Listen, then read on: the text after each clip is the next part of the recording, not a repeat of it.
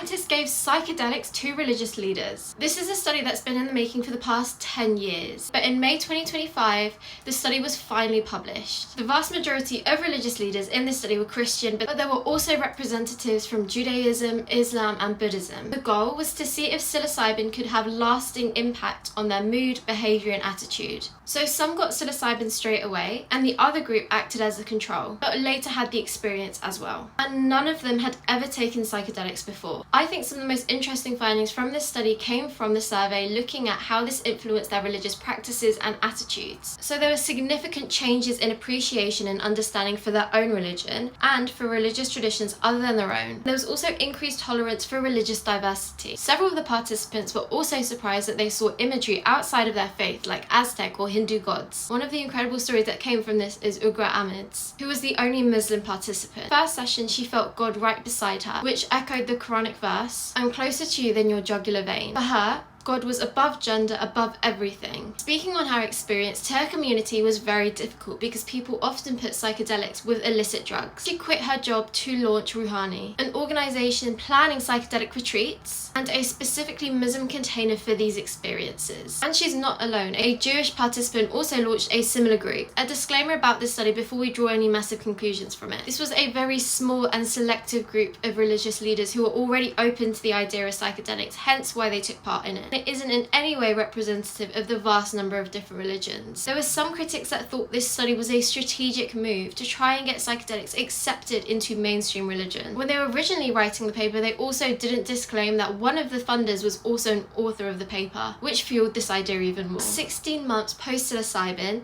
96% still considered this one of the most spiritually significant events of their life. And we know from other studies that these results aren't just isolated to spiritually or religiously inclined people, but we've seen similar results in patients with cancer or those that struggle with addiction. Which to me begs the question, what happens to institutionalized religion when both religious leaders and everyday people can have these profound spiritual experiences without the traditional intermediary? Does organized religion evolve? Does it fracture? Does it break down? Does it stay the same? Or become even more entrenched? Let me know what you think in the comments below. If you enjoyed this video, then please like it, and if you like weekly psychedelic videos, then please don't forget to follow our page.